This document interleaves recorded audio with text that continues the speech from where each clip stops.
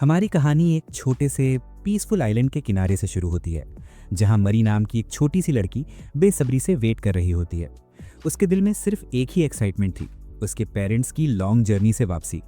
जैसे ही होराइजन पर उनकी बोक दिखाई देती है, मरी खुशी से उछल पड़ती है, लेकिन अगले ही पल वो शॉक में चली जाती है, क्योंकि उसकी माँ की गोद में एक न्यू बॉर्न बेबी होता है। जैसे ही उसकी माँ वार्म स्माइल के साथ उसके पास आती है, प्यार से उस बच्चे का परिचय कराती है, और यहीं मरी समझ जाती है कि ये उसका छोटा भाई शयान है, जिसे अब उसे प्रोटेक्ट करना है। उसकी आंखों में तुरंत स्पार्कल आ जाता है और वो दौड़कर बच्चे को किस कर लेती है। शयान थोड़ी देर के लिए कंफ्यूज हो जाता है, लेकिन मरी का प्योर अफेक्शन ऐसा होता है कि उसकी आवाज़ सुनते ही बच्चे के चेहरे पर एक क्यूट सी स्माइल आ जाती है। 3 साल गुजर जाते हैं और अब हम मरी को आइलैंड के खुले मैदानों में हल्के कदमों से दौड़ते, जोर जोर से हंसते और रेस जीतने की अनाउंसमेंट करते देखते हैं, जबकि शयान उसके पीछे पीछे थका हारा सा भाग रहा होता है। बड़ी बहन होने के कॉन्फिडेंस के साथ मरी जवाब देती है। थोड़ी देर बाद उनके पिता वहां पहुंचते हैं। मरी खुशी से उनकी तरफ दौड़ती है और पिता उसकी समझदारी पर प्राउड महसूस करते हैं। शयान भी आगे आता है और पिता उसकी रिलायबिलिटी की तारीफ करते हैं। हालांकि शयान सॉफ्टली कहता है कि असली करिश्ता तो उसकी बहन में है। ऊपर ऊपर मरी सहमत हो जाती है, लेकिन अंदर ही अंदर वो महसूस करती है कि शयान अब मैच्योर और डिपेंडेबल हो चुका है। उसे अच्छा लगता है कि वो माँ की मदद कैसे करता है, और वो बिल्कुल उस चाइल्डिश वर्जन से अलग है जो पहले हुआ करता था। कई बार वो मरी को अकेले बैठा डीप थॉट्स में खोया हुआ देखती है, इतना सीरियस कि उसकी उम्र से कहीं बड़ा लगता है, और यहीं कहीं उसके दिल में एक हल्की सी छुपी हुई जेलसी भी जन्म ले लेती है। एक दिन शयान को अकेले खड़े होकर अजीब अजीब मंत्र जैसे शब्द बुदबुदाते देख मरी सोचती है कि शायद वो किसी प्ले की प्रैक्टिस कर रहा है, और अपने चाइल्डहुड को याद कर हल्का सा हंस देती है। उसी शाम डिनर टेबल पर शयान अचानक अपने पिता से मॉन्स्टर्स के एग्जिस्टेंस के बारे में सीरियसली पूछ बैठता है। उसके पिता कामली बताते हैं कि मॉन्स्टर्स वाकई एग्जिस्ट करते हैं, और उसे सख्त हिदायत देते हैं कि कभी भी आइलैंड की बाउंड्री पार ना करे, क्योंकि बाहर की दुनिया डेंजरस है। वो समझाते हैं कि अगर कभी किसी क्रीचर से सामना हो जाए तो तुरंत भागकर किसी अडल्ट की मदद लेनी चाहिए। लेकिन शयान पूरी तरह सेटिस्फाइड नहीं होता। वो फेरीज और स्पिरिट्स के बारे में पूछता है। पिता कहते हैं कि फेरीज का एग्जिस्टेंस पॉसिबल हो सकता है, लेकिन स्पिरिट्स के बारे में उन्हें कुछ पता नहीं। मरी चुप रहती है, लेकिन उसके चेहरे का एक्सप्रेशन साफ दिखाता है कि ये कॉन्वर्सेशन उसे अनरियल लग रही है। शयान आगे मैजिक के बारे में पूछता है। क्या सच में इंसान वाटर, फायर और एयर जैसे एलिमेंट्स को कंट्रोल कर सकता है? पिता हैरानी से उसकी तरफ देखते हैं और मान लेते हैं कि उन्होंने ऐसा कभी नहीं सुना। शयान के चेहरे पर डिसअपॉइंटमेंट देखकर मरी का दिल भारी हो जाता है। वो चाहती है कि किसी तरह उसके भाई की होप वापस ला सके, फिर भी शयान की क्यूरियोसिटी खत्म नहीं होती।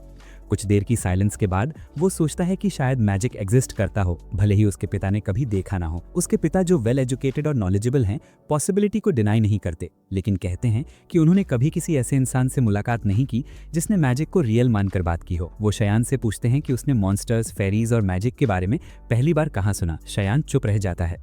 उसके सैड फेस को देखकर मरी वरिड हो जाती है और उसके पास जाकर पूछती है कि सब ठीक है ना।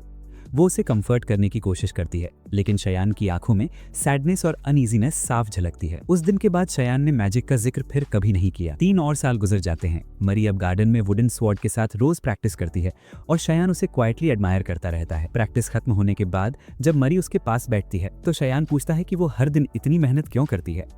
मरी मुस्कुराकर कहती है कि बड़ी बहन होने के नाते उसे हर सिचुएशन में उसकी प्रोटेक्शन के लिए स्ट्रांग रहना है। जब शयान पूछता है कि वो असल में किससे उसकी रक्षा करना चाहती है, तो मरी जोकिंग टोन में कहती है, मॉन्स्टर्स हों, स्पिरिट्स हों या कुछ और, ड्यूटी तो उसकी ही है। कभी कभी ये सब टफ लगता है, लेकिन फिर भी उसे अच्छा लगता है कि हर दिन वो उसके लिए और स्ट्रांग बन रही है। वो मानती है कि भले ही वो स्टडीज में शयान जितनी स्मार्ट नहीं है, लेकिन फिजिकल स्ट्रेंथ और कॉम्बैट स्किल्स में वो बेहतर है। उस पल शयान सच में समझ पाता है कि उसकी बहन की मेहनत के पीछे की रियल मोटिवेशन क्या है। शाम ढलने लगती है। मरी अभी भी प्रैक्टिस कर रही होती है, तभी उसकी फ्रेंड आ जाती है और हैरानी से पूछती है कि वो अभी तक थकी क्यों नहीं। जब उसकी फ्रेंड दादी की सेवा से थकने की वजह से प्रैक्टिस में शामिल होने से मना कर देती है, तो वो शयान के बारे में पूछती है, क्या वो अभी भी घर पर पढ़ाई कर रहा है।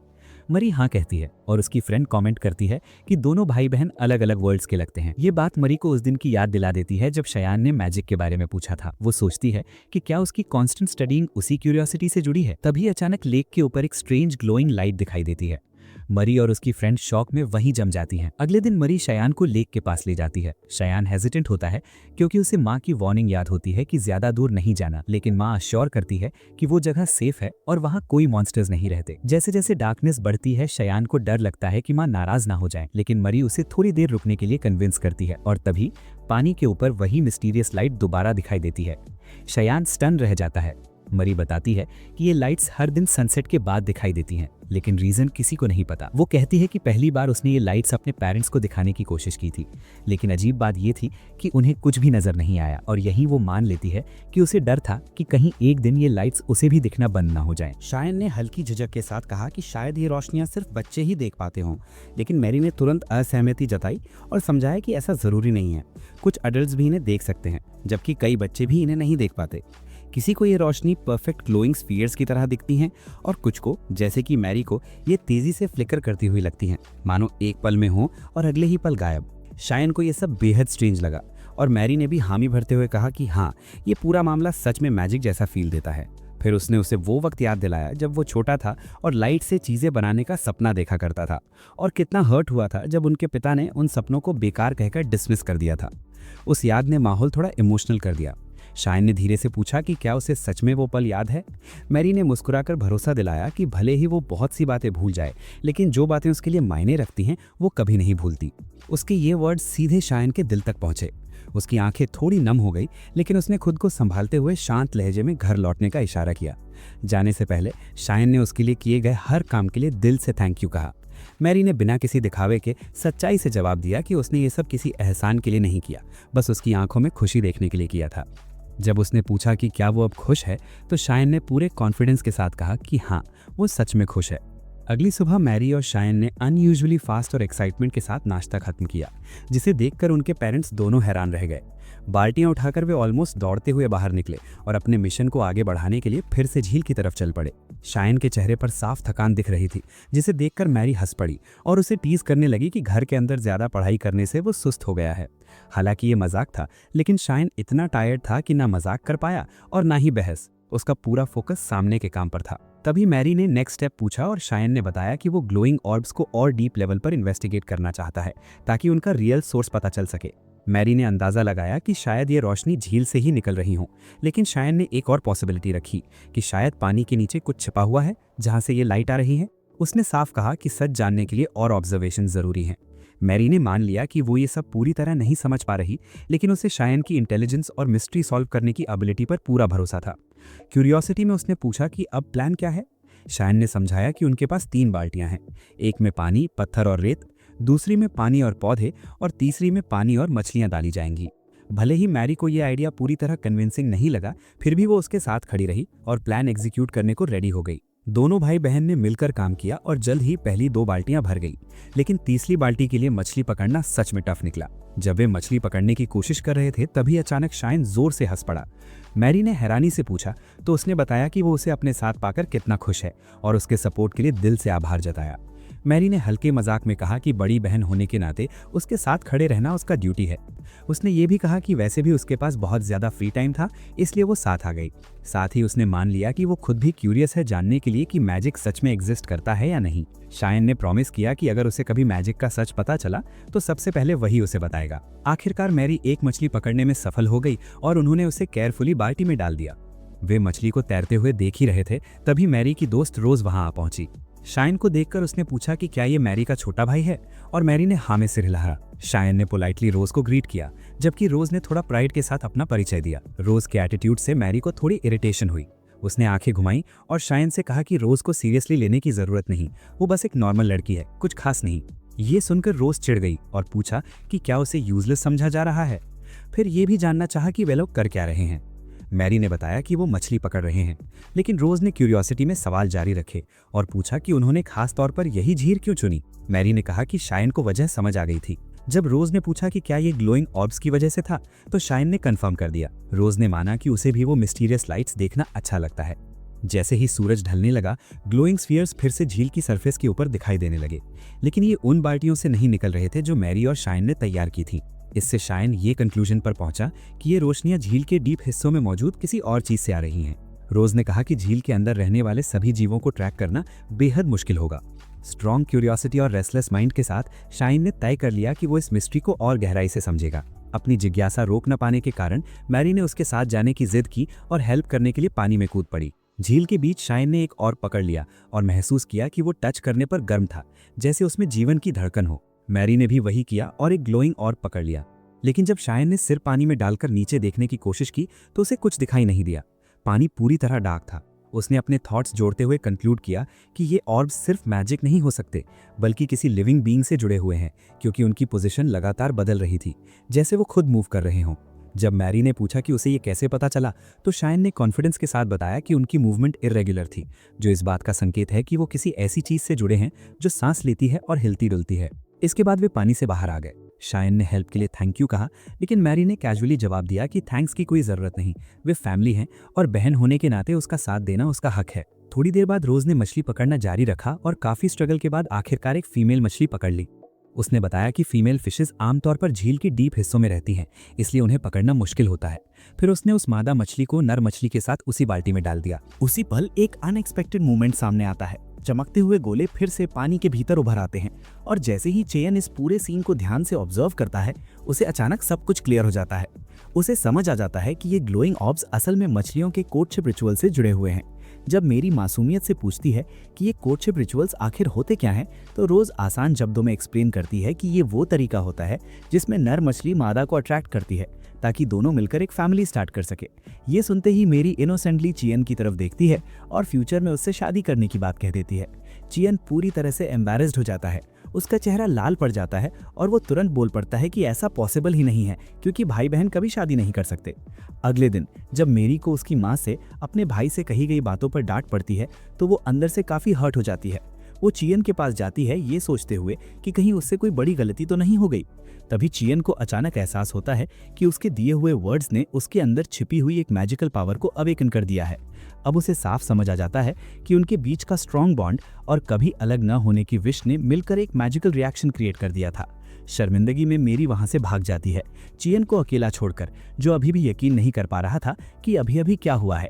डीप सोच में डूबकर वो इस कंक्लूजन पर पहुंचता है कि इस दुनिया के लोग अभी तक मैजिक डिस्कवर ही नहीं कर पाए हैं और इसी वजह से वो इसे यूज करना भी नहीं सीख पाए। अब उसे पूरा कॉन्फिडेंस हो जाता है कि मैजिक की शुरुआत यहीं से उसी से होगी। मेमोरीज की एक तेज लहर उसे उसके पिछले जीवन में ले जाती है, जहां वो अपने 30th बर्थडे का बेसब्री से इंतजार कर रहा था।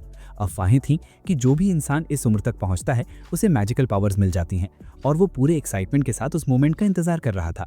लेकिन कितनी भी कोशिश करने पर कोई फ्लेम पैदा नहीं हुई और वो पूरी तरह डिसअपॉइंटेड हो गया। फिर भी उसने गिव अप नहीं किया और डिटर्मिनेशन के साथ आगे बढ़ता रहा। एक शांत रात वो अपने कमरे में एक पुरानी धूल से भरी मैजिक बुक लेकर बैठा था। होप से भरी आंखों से उसने स्पेल्स पढ़े, किसी छोटी रिएक्शन की उम्मीद में, लेकिन कुछ भी नहीं हुआ।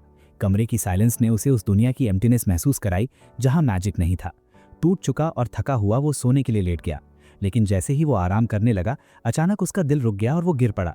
उसकी आखिरी मेमोरीज उसके सामने घूमने लगी, एक ऐसी जिंदगी जहां उसने खुद को बेहतर बनाने की बहुत कोशिश की, लेकिन सच्ची खुशी कभी नहीं मिली सिवाय मैजिक के सपने के।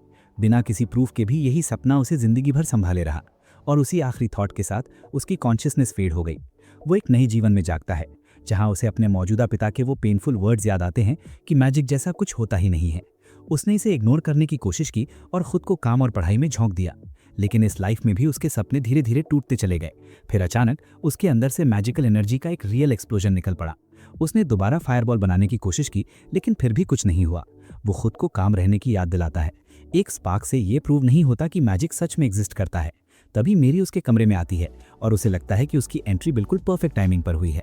डिनर की बात करते हुए मेरी थोड़ी देर रुक जाती है और चियन की इंटेंस नज़रों से वो थोड़ा नर्वस हो जाती है। जब चियन अपनी फीलिंग्स एक्सप्रेस करता है तो एक बार फिर मैजिकल एनर्जी रिलीज होती है। अब उसका डाउट क्लियर हो जाता है, इमोशंस ही ट्रिगर हैं। लेकिन मेरी परेशान हो जाती है। उसे लगता है कि चियन उसे अपने पर्सनल एक्सपेरिमेंट के लिए यूज़ कर रहा है। चियन जोर देता है कि वो सीरियस है। मेरी को यकीन करने में टाइम लगता है, लेकिन आखिरकार वो मान जाती है और रिक्वेस्ट करती है कि वो ये दोबारा न करे। जब वो पूछती है कि उसने क्या डिस्कवर किया है, तो चियन बताता है कि जब भी वो इमोशंस एक्सप्रेस करता है, एनर्जी मैनिफेस्ट होती है। हालांकि ये सिर्फ एक तरीका हो सकता है। फिर वो हैप्पी मेमोरीज पर फोकस करता है और जैसे जैसे उसकी खुशी बढ़ती है, एनर्जी फिर से दिखाई देने लगती है। मेरी एक्साइटमेंट से भर जाती है और कहती है कि भले ही वो सिर्फ ग्लो ही क्यों ना कर सके, फिर भी ये अमेजिंग है। चियन को अचीवमेंट का गहरा एहसास होता है। उन्हें प्रूफ मिल गया था कि इस दुनिया में मैजिक एग्जिस्ट करता है। वो इस एनर्जी को एक स्पेशल फिश के इलेक्ट्रिक शॉक से कंपेयर करता है और मेरी प्राउड होकर उसकी डिस्कवरी को सेलिब्रेट करती है। अपने सारे एक्सपीरियंसेस एनालाइज करके चियन समझ जाता है कि इंटेंस इमोशंस के साथ एनर्जी रिलीज होती है। फिर भी वो फ्रस्ट्रेटेड था क्योंकि वो पहले देखे गए ग्लोइंग ऑब्स क्रिएट नहीं कर पा रहा था। उसे लगता है कि उसकी मैजिक अभी इतनी स्ट्रांग नहीं है और ये थॉट उसे परेशान करती है, खासकर जब उसे याद आता है कि मछलियाँ कितनी ईजिली ये कर लेती थी। एक लंबी साइलेंट सोच के बाद उसे लगता है कि वो ऑलमोस्ट स्टक हो गया है, लेकिन वो हार नहीं मानने वाला था। नई डिटर्मिनेशन के साथ वो खुद से वादा करता है कि जब तक मैजिक यूज करना नहीं सीख लेता तब तक कोशिश करता रहेगा। फिश एक्सपेरिमेंट को याद करते हुए उसे अचानक एक फ्लैश ऑफ इंसाइट मिलता है। वो अपनी एनर्जी कलेक्ट करता है और ग्लोइंग हाथ से दीवार पर पंच करता है। रिजल्ट छोटा था, बस हल्की रोशनी और मामूली डैमेज, लेकिन चियन के लिए ये एक ह्यूज स्टेप था। बाद में वो अपने पिता मेरी और रोज के साथ गार्डन में ट्रेनिंग के लिए जाता है। उसके पिता पूछते हैं कि क्या वो ज्वाइन करेगा। चियन, जिसे फाइटिंग में कोई इंटरेस्ट नहीं था, कहता है कि इसका कोई मतलब नहीं दिखता। उसके पिता समझाते हैं कि ये ट्रेनिंग लड़ने के लिए नहीं बल्कि शहर के बाहर मौजूद मॉन्स्टर्स से बचाव के लिए है। रोज अपनी सेफ्टी के लिए मैजिक सीखने की इच्छा जाहिर करती है। मेरी उसे हैप्पीली सपोर्ट करती है, लेकिन चियन अभी भी अनसैटिस्फाइड रहता है। उसकी सिर्फ एक विश थी, फ्रीली मैजिक स्टडी करना। ट्रेनिंग के दौरान चियन जल्दी ही एग्जॉशन से बेहोश हो जाता है और उसके पिता उसकी कमजोरी पर कमेंट करते हैं। चियन चुपचाप सहमति में सिर हिलाता है। वहीं दूसरी तरफ रोज शानदार परफॉर्मेंस देती है और प्रेज बटोरती है। दोनों के बीच का डिफरेंस अब साफ नजर आने लगा था। जब मैरी की बारी आई तो वो पूरे एंथुजियाज्म के साथ मैदान में उतरी। उसकी स्पीड और स्ट्रेंथ देखकर चैन और रोज ही नहीं बल्कि वहां मौजूद हर कोई चौंक गया। उसने बड़ी चालाकी से एक स्मार्ट मूव लगाया, लेकिन उसके पिता ने तुरंत उसका काउंटर किया और आखिरकार उसे हरा दिया। हार के बावजूद मैरी ने उनके शब्दों को बहुत पॉजिटिवली लिया, क्योंकि उन्होंने उसकी हिम्मत की तारीफ की और उसे भरोसा दिलाया कि वो बिल्कुल सही रास्ते पर है। चयन और रोज दोनों उसकी इस प्रोग्रेस को देखकर गर्व और हैरानी से भर गए। इसके बाद चयन फिर से अपने मैजिकल ट्रेनिंग में पूरी लगन के साथ जुट गया और एक बार फिर अपनी सारी एनर्जी अपने हाथ पर फोकस करने लगा। लेकिन इतनी कोशिशों के बावजूद भी वो अपनी मनचाही अचीवमेंट हासिल नहीं कर पाया और धीरे धीरे फ्रस्ट्रेशन उसके मन में घर करने लगी। उसे याद आया कि एक समय ऐसा था जब वो इस टेक्निक को दिन में सिर्फ 2 बार ही प्रैक्टिस कर पाता था, जबकि अब वो इसे 20 बार तक दोहरा सकता था। फिर भी साफ था कि वो एक ऐसी लिमिट पर पहुंच चुका है जिसे पार करना आसान नहीं था। चयन ने महसूस किया कि आगे बढ़ने के लिए उसे अपनी ट्रेनिंग मेथड में बदलाव करना होगा और उसने एक नए अप्रोच की तलाश करने का फैसला किया। इन्हीं सोचों में डूबा हुआ था कि तभी उसके पिता वहां आ गए और उन्होंने उसे अटोरिया चलने का न्योता दिया, जहां लोहार से कुछ सामान लेना था। चयन ने खुशी खुशी हाँ कर दी। एक ही जगह रह रहकर ऊब चुका चयन अटोरिया शहर पहुंचकर सच में खुश हो गया। शहर भले ही मध्यम आकार का था, लेकिन उसकी लाइवलीनेस और हलचल उसे बहुत अलग लगी। भीड़ भाड़ वाली सड़कों को देखकर उसे अच्छा लग रहा था। हालांकि उसके पिता ने सख्त हिदायत दी थी कि वो इधर उधर न भटके, क्योंकि वो जानते थे कि चयन कितनी आसानी से खो सकता है। शहर के इस लाइवली माहौल के बीच उसके दिल में हल्की सी डिसअपॉइंटमेंट भी थी। उसे उम्मीद थी कि ये यात्रा शायद उसे मैजिक से जुड़ा कोई नया रास्ता दिखाएगी, लेकिन वो खुद को बस अपने पिता के कामों में हाथ बटाते हुए ही पाता रहा। जब वे लोहार के पास पहुंचे तो उस आदमी ने उनका स्वागत ऐसे किया जैसे वो उसके अपने लोग हों। उसने मैरी के लिए खास तलवार बनाई थी, हल्की और थोड़ी छोटी, ताकि वो उसके लिए बिल्कुल परफेक्ट हो। मैरी तलवार देखकर बहुत खुश हुई, लेकिन उसकी खुशी जल्द ही रिग्रेट में बदल गई जब उसे एहसास हुआ कि चयन को कुछ भी नहीं मिला। हालांकि चयन ने उसे समझाया कि तलवार सिर्फ उसके बर्थडे गिफ्ट का हिस्सा है और उसे खुद तलवार में कोई इंटरेस्ट नहीं है।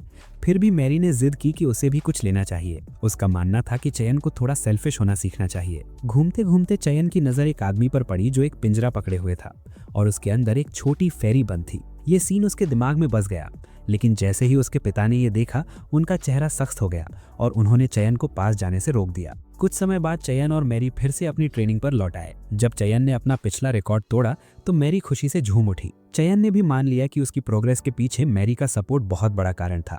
हालांकि वो खुद अब भी सैटिस्फाइड नहीं था। उसने मन ही मन स्वीकार किया कि भले ही उसका कंट्रोल पहले से बेहतर हो गया है, लेकिन वो अब भी सिर्फ लाइट को ही मैनिपुलेट कर पा रहा है। मैरी ने उसे मोटिवेट करने की कोशिश की और कहा कि अब उसकी रोशनी में वार्मथ भी आ गई है। फिर भी चयन और ज्यादा चाहता था, फायर, लाइटनिंग, कुछ भी पावरफुल। उसे पूरा यकीन था कि इमोशंस और मैजिक के बीच का कनेक्शन समझना ही उसकी ग्रोथ की है। उसका दिमाग बार बार उस फेरी की तरफ चला जाता। उसे लगता था कि फेरीज प्रकृति का ही हिस्सा हैं और उसके परिवार द्वारा उनसे दूरी बनाए रखने के पीछे कोई गहरी वजह जरूर है। इसी बीच जब उसने मैरी को अनदेखा किया तो वो नाराज हो गई और उसने उससे माफी मांगने को कहा। तभी नीचे से तेज आवाजें आने लगी और चयन का ध्यान तुरंत वहीं चला गया। दोनों जल्दी से नीचे पहुंचे जहां एक भीड़ जमा थी। कई लोग उसके पिता से हथियार मांग रहे थे और माहौल काफी टेंस था। चयन के पूछने पर उसके पिता ने बताया कि ट्रोल्स दिखाई दिए हैं। चयन के अंदर एक अजीब सी एक्साइटमेंट जागी। वो उन्हें समझना और स्टडी करना चाहता था, ये सोचकर कि शायद इससे उसकी मैजिक इंप्रूव होगी। लेकिन आसपास का तनाव देखकर उसे एहसास हुआ कि ट्रोल्स कितने डेंजरस होते हैं। उसके पिता ने आदेश दिया कि महिलाएं, बुजुर्ग और बच्चे घर के अंदर रहें, जबकि लड़ने लायक लोग तैयार हो जाएं। मैरी ने चयन को दिलासा देने की कोशिश की, लेकिन उसके कांपते हाथ उसके डर को साफ दिखा रहे थे। उसके पिता ने सबको भरोसा दिलाया कि सिर्फ 2 ट्रोल्स देखे गए हैं और वो उनसे निपट लेंगे। चयन ने पूछा कि क्या ट्रोल्स ऊपरी मंजिल तक पहुंच सकते हैं, तो उसके पिता ने बताया कि वो मूर्ख होते हैं और ऐसा नहीं कर पाते। चयन ने सुझाव दिया कि सब लोग सेफ्टी के लिए ऊपर वाले कमरे में छुप जाएं, और उसके पिता तुरंत मान गए। परिवार समेत सभी लोग दूसरी मंजिल पर जमा हो गए। चयन ये जानने की कोशिश करता रहा कि उसके पिता और बाकी लोग बाहर कब से हैं। बाहर तेज तूफान चल रहा था और घर के अंदर डर भरा सन्नाटा था। अचानक एक ट्रोल घर के पास आ गया और उसने खाली बेसमेंट में झांका, लेकिन वहां कोई नहीं मिला। गुस्से में उसने सामने का दरवाजा तोड़ना शुरू कर दिया और उसकी आवाज पूरे घर में गूंज उठी। चयन और बाकी सब डर के मारे जड़ हो गए। कुछ पल के लिए शोर रुका, जिससे लगा कि ट्रोल चला गया है, लेकिन तभी खिड़की टूटने की आवाज ने सबको झकझोर दिया। ट्रोल ने अंदर घुसने का दूसरा रास्ता ढूंढ लिया था। कांपती हुई मैरी ने धीमे से पूछा कि क्या ट्रोल उन तक पहुंच सकता है, लेकिन चयन ने उसे चुप रहने का इशारा किया। वो जानता था कि एक छोटी सी आवाज भी उन्हें खतरे में डाल सकती है। ट्रोल सीढ़ियां चढ़ता हुआ उनके कमरे के दरवाजे तक पहुंचा। सबने डर के मारे सांस रोक ली। कुछ सुनाई न देने पर ट्रोल पीछे हटने लगा और सबको थोड़ी राहत मिली, लेकिन तभी एक जोरदार धमाका हुआ जिससे पूरा घर हिल गया। चीखें गूंज उठीं। ट्रोल वापस आ चुका था और उसने पूरी ताकत से दरवाजा तोड़ दिया। जैसे ही वो अंदर घुसा, उसका विशाल और भयानक रूप देखकर सबके होश उड़ गए। उसी पल चयन को एहसास हुआ कि ऐसे खतरनाक क्रीचर को स्टडी करने की इच्छा रखना कितनी बड़ी गलती थी। उसकी माँ तुरंत अपने बच्चों के सामने खड़ी हो गई, उन्हें बचाने की आखिरी कोशिश करते हुए। ट्रोल ने एक अजीब सार्कास्टिक हंसी हंसी और तभी चयन समझ गया कि वो प्राणी बिल्कुल भी बेवकूफ नहीं था। वो अपनी ताकत को अच्छे से जानता था। डर और सदमे से उसकी माँ जमीन पर गिर पड़ी। डर के बावजूद मेरी ने हिम्मत जुटाई, अपनी स्वॉर्ड उठाई और आगे बढ़ गई। उसके दिमाग में बस एक ही बात थी, अपने फैमिली को प्रोटेक्ट करना और चयन से किया गया अपना वादा निभाना। लेकिन रियलिटी बेहद ब्रूटल थी। ट्रोल ने उसके अटैक को बेहद आसानी से ब्लॉक कर दिया। उसकी तलवार एक तरफ उछाल दी और मेरी को जमीन पर गिरा दिया। और फिर जैसे ही ट्रोल उसे खत्म करने के लिए आगे बढ़ा, उसी पल चयन की मां ने अपनी आखिरी ताकत झोंक दी। उन्होंने मेरी को ढाल बनाकर खड़ा किया और वो जानलेवा वार खुद अपनी पीठ पर झेल लिया। ट्रोल फिर से आगे बढ़ा, इस बार फाइनल स्ट्राइक के लिए। जमीन पर पड़े, हिल भी ना पाने वाले चयन के दिल में फेलियर का बोझ भर चुका था। लेकिन जैसे ही ट्रोल उसके 2 सबसे प्यारे लोगों के करीब पहुंचा, चयन ने मन ही मन तय कर लिया, अब हार नहीं मानेगा। डेस्परेशन में उसने अपनी पूरी ताकत लगाकर ट्रोल का हाथ पकड़ लिया। उसे खुद लगा ये बेकार है, लेकिन तभी उसे एक जानी पहचानी सेंसेशन महसूस हुई। ट्रोल के शरीर में भी वही मैजिकल एनर्जी बह रही थी जो उसके अंदर थी। गांव वाले हैरान थे, लेकिन उस ग्लोइंग पावर को असल में सिर्फ मेरी और उसकी माँ ही देख पा रही थी। चयन ने अपनी सारी एनर्जी उसी हाथ में कंसंट्रेट कर दी जिससे उसने उस मॉन्स्टर को पकड़ा था। शुरू में ट्रोल ने उसे मजाक समझा, लेकिन जैसे जैसे चयन की मैजिक इंटेंस होती गई, ट्रोल की बाह पर फ्लेम्स उठने लगीं। दर्द से तड़पता हुआ ट्रोल चयन को उछालकर कमरे के दूसरी तरफ फेंक देता है। वो दीवार से जा टकराया। चोट लगने के बावजूद चयन शेयर विल पावर के सहारे फिर खड़ा हो गया। वो पीछे से ट्रोल पर कूद पड़ा और अपनी पूरी मैजिकल फोर्स अपने हाथ में समेटकर उसकी स्कल पर दबा दी। आग की लपटों ने पूरे शरीर को घेर लिया। ट्रोल की चीखें पूरे कमरे में गूंज उठीं और कुछ ही पलों में वो ढेर हो गया। एक पल के लिए चयन खुद यकीन नहीं कर पा रहा था कि उसने ये कर दिखाया। गांव वाले खामोशी से उसे देख रहे थे, कंफ्यूज्ड और टेरिफाइड। उस सन्नाटे के बोझ को चयन महसूस कर रहा था। तभी रोज आगे आई और उसे सांत्वना दी, लेकिन वो राहत बहुत छोटी थी। सबकी नजरें उसकी मां पर गईं, जो दर्द से कांप रही थी। मेली उनकी तरफ बढ़ी, लेकिन चोट की गंभीरता समझते हुए चयन और रोज ने उसे रोक लिया। चयन ने मां का पीला पड़ता चेहरा और बेहिसाब खून देखा और समझ गया कि ब्लीडिंग रोकना ही अब एकमात्र चांस है। उसने मां को बेड पर लिटाया और गांव वालों से मदद मांगी। किसी को मेडिकल नॉलेज नहीं था, इसलिए चयन को खुद आगे आना पड़ा। उसने ऐसी किसी महिला को ढूंढा जिसे बेसिक स्टिचिंग आती हो। थोड़ी देर बाद एक महिला ने हिम्मत करके हाथ उठाया। चयन ने सबको नीडल, अल्कोहल और साफ क्लॉथ लाने को कहा। तभी एक छोटा बच्चा उसके पास आया और उन्हें बचाने के लिए धन्यवाद कहा, लेकिन चयन का पूरा फोकस सिर्फ अपनी मां पर था। सामान आते ही चयन और वो महिला स्टिचिंग शुरू करते हैं। घाव खोलते समय उसके हाथ कांप रहे थे। उसे डर था कि कहीं ट्रोल के क्लॉज पॉइजनस ना हो, लेकिन वो जानता था स्टिचेस ही आखिरी रास्ता है। महिला हिचक रही थी क्योंकि उसने ऐसा कभी नहीं किया था, लेकिन चयन ने शांति से उसे समझाया कि ये कितना जरूरी है। पहले उसने मना किया, मगर चयन की बेताबी और विनती ने उसे मजबूर कर दिया। बड़ी मुश्किल से उन्होंने घाव साफ किया, स्टिचेस लगाए और खून बहना धीरे धीरे कम होने लगा। मां की हालत थोड़ी स्टेबल हुई। चयन ने उस महिला को धन्यवाद दिया। उसने बस इतना कहा कि उसने वही किया जो उसे बताया गया था। चयन ने पूछा कि क्या उसकी मां ठीक हो जाएंगी। जवाब मिला, हमें उन्हें क्लोजली मॉनिटर करना होगा। उसी वक्त चयन के पिता और कुछ वॉरियर्स लौटे। चेहरे पर जीत का भाव था, लेकिन वो जीत खोखली थी। चारों तरफ ट्रोल्स के फुटप्रिंट्स फैले हुए थे, साफ संकेत कि एक बड़ा ग्रुप पास ही था। अगले दिन एक हीलर आया। जांच के बाद उसने बताया कि घाव गहरा है, लेकिन लकीली हड्डी या वाइटल ऑर्गन्स को नुकसान नहीं हुआ। मेरी गिल्ट से टूट चुकी थी। वो चयन की माँ के पास गई और माफी मांगी। उनकी माँ ने प्यार से उसका हाथ थामा और कहा कि उसने साहस दिखाया है, शर्म नहीं, गर्व होना चाहिए। उसी पल चयन के पिता बोले, पहली बार। उनकी आवाज में क्यूरियोसिटी और डिसबिलीफ साफ झलक रहा था। उन्होंने पूछा कि चयन को मेडिकल नॉलेज कैसे है और उसने सब कुछ कैसे मैनेज किया। पूरी सच्चाई न बता पाने के कारण चयन ने वेग सा जवाब दिया। उसके पिता संतुष्ट नहीं हुए। फिर उन्होंने पूछा कि उसने ट्रोल को कैसे मारा और उसके शरीर पर बर्न्स कैसे आए। चयन चुप रह गया। तभी उसके पिता ने सीधा सवाल किया, क्या ये मैजिक था? चयन चौंक गया। पिता ने समझाया कि चयन की अचानक स्ट्रेंज इंटरेस्ट ने उन्हें इस कंक्लूजन तक पहुंचाया। चयन ने हिचकते हुए पूछा कि अगर वो सच बोले तो क्या वो उस पर भरोसा करेंगे। पिता ने कहा कि गारंटी नहीं दे सकते, लेकिन अपने बच्चों पर भरोसा करना चाहते हैं।